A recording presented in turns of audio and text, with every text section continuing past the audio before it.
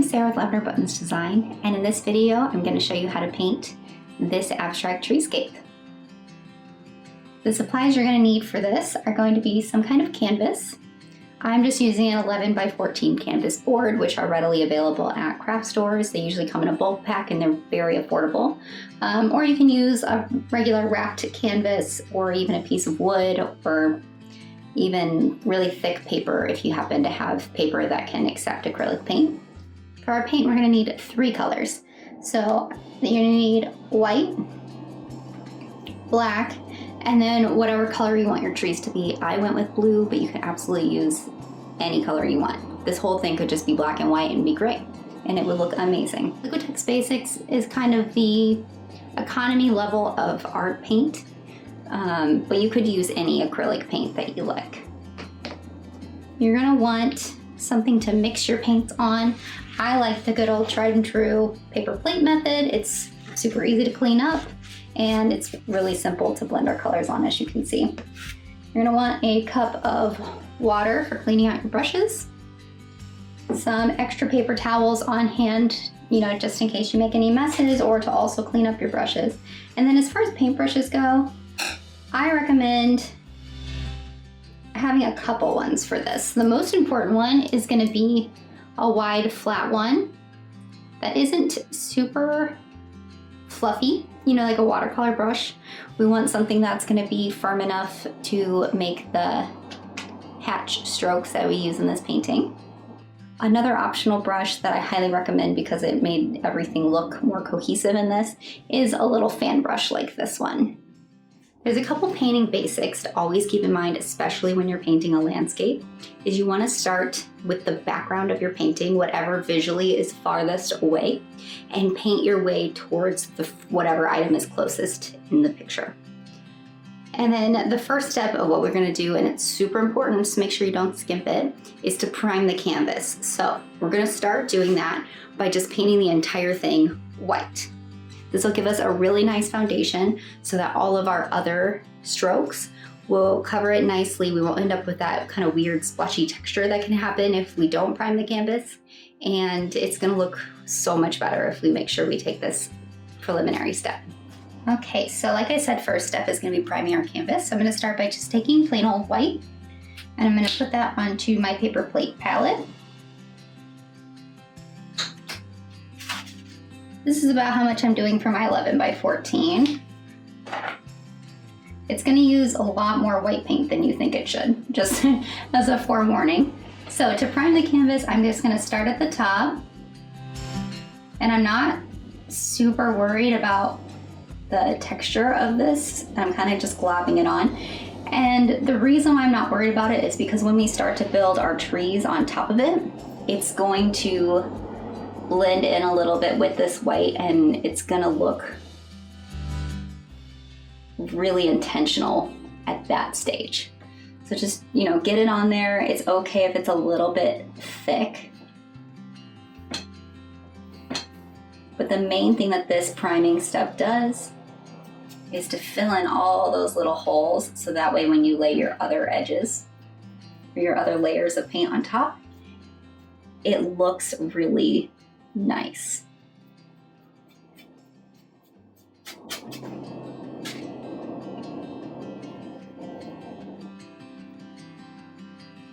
And you want to cover the entire piece.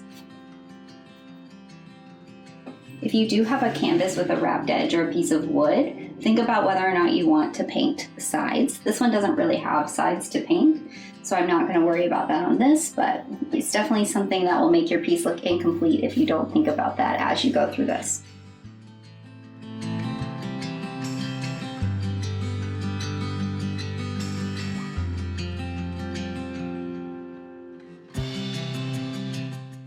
All right, so the way that our treescape will work is it's kind of like a gradient, right? So it's gonna start with the lightest color at the top, and it's gonna gradually get darker as we get closer to the foreground. So to get started, you're gonna wanna do a pretty good size paint glob of white, a good size blue,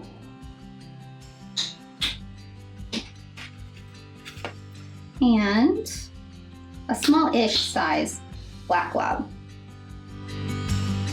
Black, it tends to be a stronger pigment, so a little goes a lot farther than some other colors do. So here's what my paint palette looks like. I didn't put anything too close together, but what I'm gonna do is start with this white and add just a touch of blue. So I'm gonna take about this much blue, and I'm gonna just kind of work that into my white, like this. Because of the style of this, I'm not super fussy about making sure that I get it fully mixed, because having it be a little bit streaky totally fits the flow of this.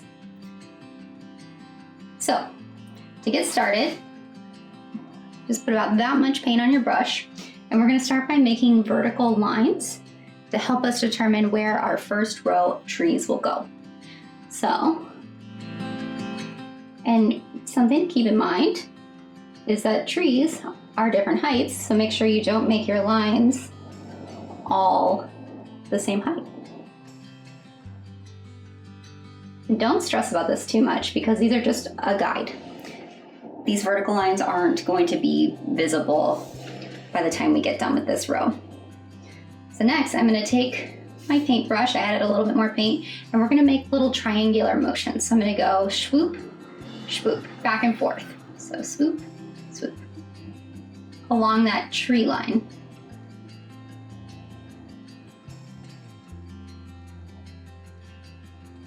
I'm gonna start with where I did my marks, and I want this row to kind of feel like it fills all the way across. It doesn't have a ton of white space between. And if you're doing this and you notice that you think it's too dark, you can always add a little bit more white. Because this paint is still wet, you can always do a little bit of blending on the canvas.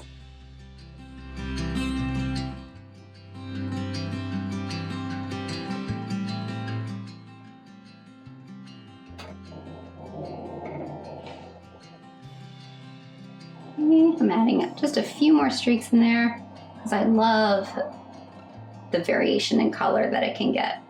So I'm going to take just a touch of white with the blue and kind of just fill in some of these top bits up here, so it looks a little bit fuller. And again, it's that same stroke the entire way through, that, you know, top left, top right, top left, top right. The entire painting, we're going to be doing that technique. Okay, so now we're ready for our next bit. I'm gonna take an equal amount of blue paint that I did last time, about like that. I'm gonna add that back over here into my light blue I already made, darken it up a level, kind of mix that in. I don't think that's quite dark enough, so I'm actually gonna take another glob, same amount, and get that mixed in there, and we'll see how that goes. So like I said, we're just gonna gradually get darker. So this next step, here's a good technique for when you do those vertical lines, is take your paintbrush on your palette and just go back and forth so you get the tip of those bristles nice and flat. Do you see like that? So you can make a really clean, not goopy line. So now I'm gonna go in and I'm gonna do the second row of vertical lines. And remember that you want them to be different heights.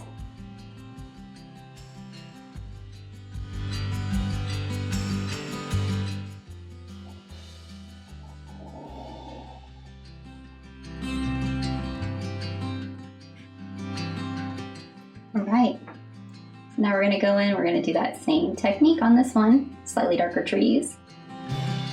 And if you're going through and you decide these two levels are a little too similar, you always add just a little bit more blue. Or if you decide it's too drastic, add a little more white.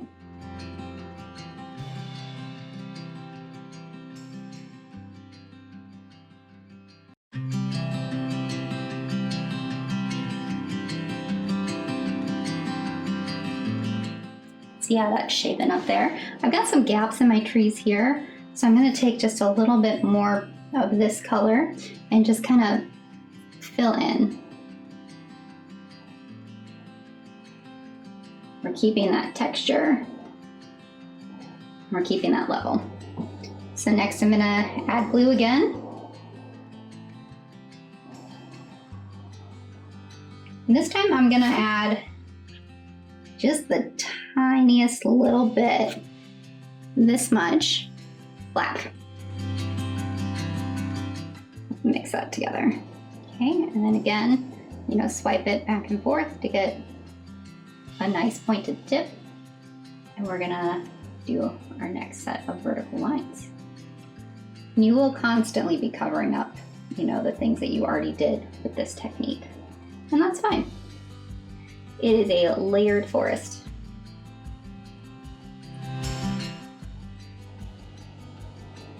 Okay.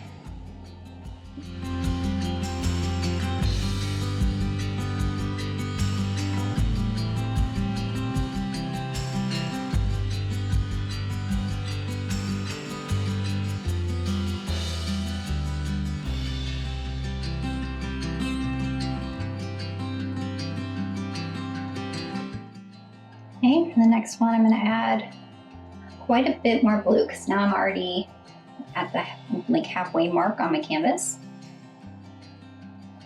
And I'm going to add a little more black still. So this next bit will be quite a bit darker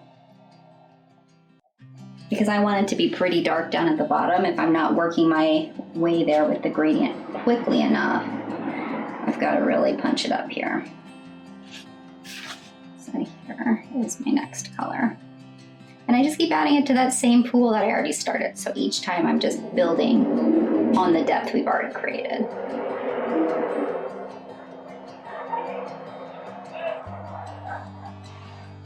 Right. And my vertical lines here. One more one. You'll notice my brush right now too is very multi-toned because I haven't fully blended that color. That's just gonna give my trees a little bit more of a streaky look, which I think is ideal.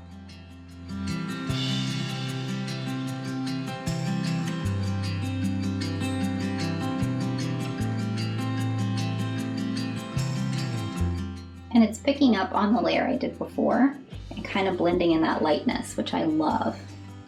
It makes it look a little bit more incorporated that way.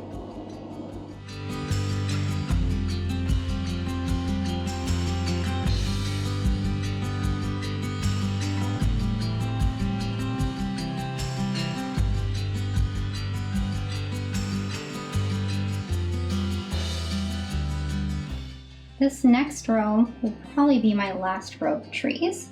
So I'm gonna darken it up quite a bit. Lots of blue, lots of black. Mixing in with that light blue color I already have. So this is kind of what I ended up with. I think this is too gray, so I'm gonna add another little squirt of blue. Like this. And then mix that in. So I think that's just gonna be a nicer, richer color than this kind of dull gray.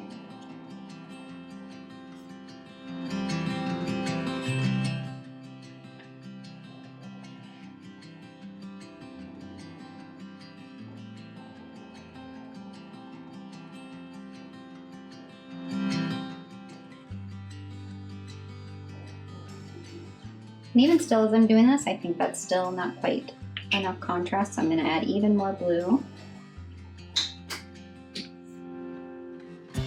So that this row I'm doing is predominantly blue. If you're working on it and you aren't quite sure, take a few steps back and look at it from a distance, which is how you'll look at it while it's on your wall, and then you'll be able to kind of gauge if you like it or not and make whatever adjustments you feel like you need to.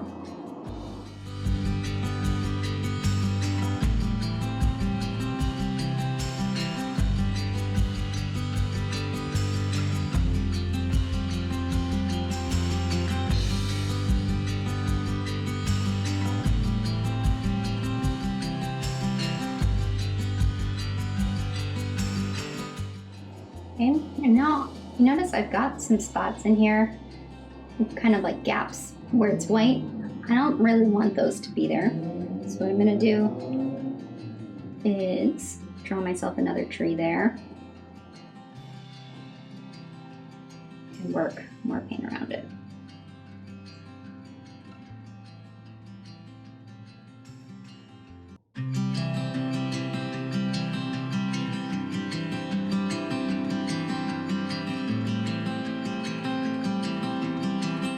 And I'm kind of looking for all of these to stop roundabouts the same point.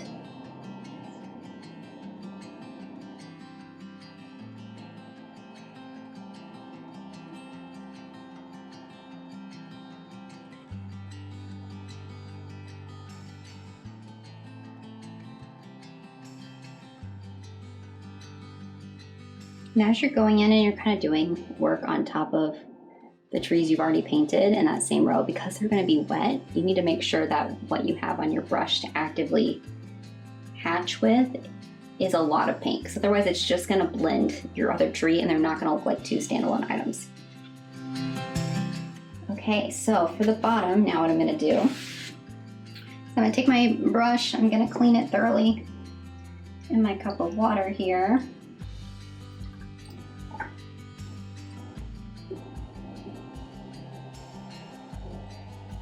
Try and get that clean. Use my paper towel to get that excess moisture out. And then we're gonna take plain old white again. I'm gonna put that on pretty much the only clean part of my palette here. And we're gonna do that same cross hatching motion with just the white, kind of like we did when we were priming, from the point of these trees to the bottom of the canvas. So it's gonna just kind of blend that color out and end on a nice white note. And I'm doing that same back and forth technique.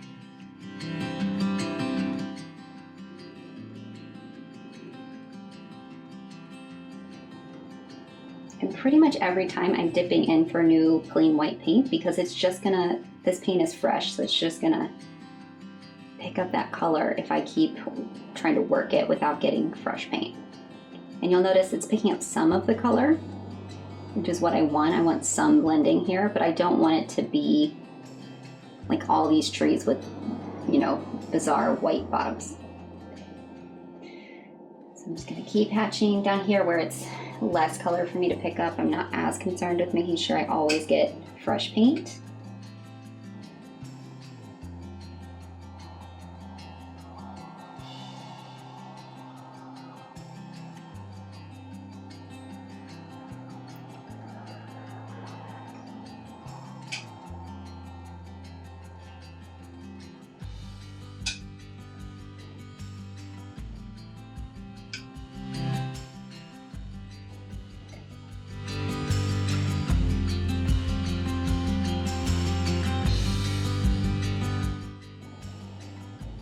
I do recommend periodically take a few steps back, look at it from a distance.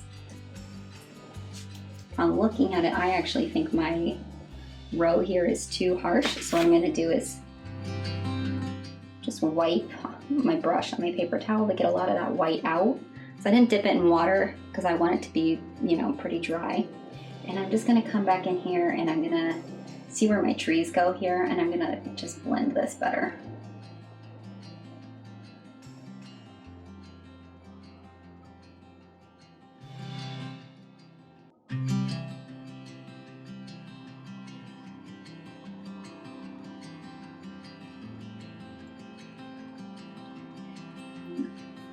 Dry brush the paint off on my paper towel again.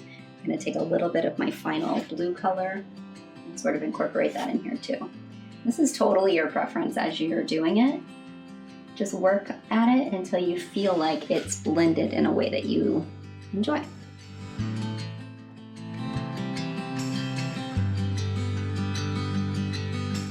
Make sure you're still doing that same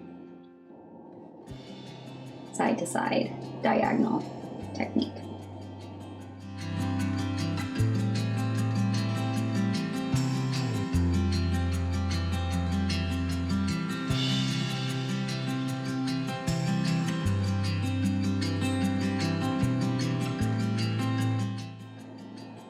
take a step back. If you're happy with it, stop. Don't overwork it. That's something that artists do all the time. Is they're like maybe a little bit more and then doesn't always pan out. So here's another step that's completely optional if you want to do it or not.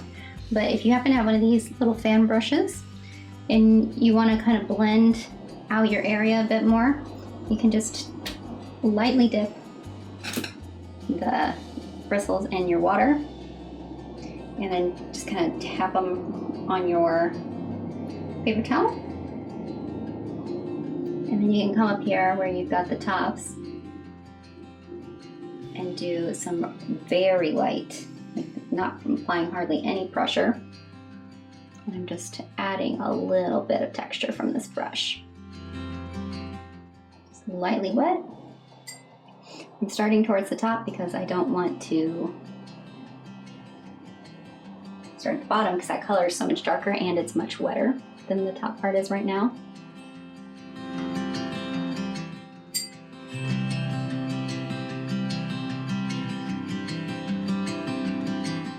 This is going to give us a little bit more of a, I don't think I know the word I want for it, but it's going to be blended in a kind of hazy, abstract way. So I'm gonna, work my way through the layers. Gives it a touch of texture. And again, this is totally optional. If you liked how it looked before this, then don't do this part. I wouldn't recommend doing it with anything other than a fan brush because the bristles are going to be too condensed and you'll never be able to kind of get those lines in quite the same way.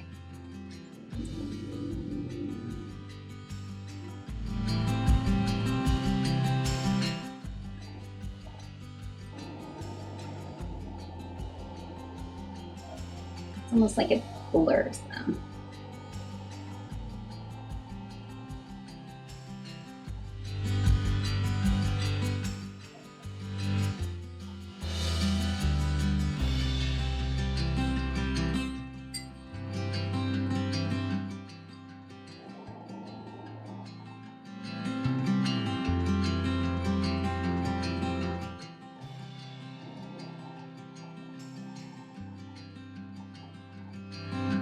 Get towards the bottom, I'm allowing a little bit more water on my brush in case it wants to do, some drips down. So kind of like the way that looks.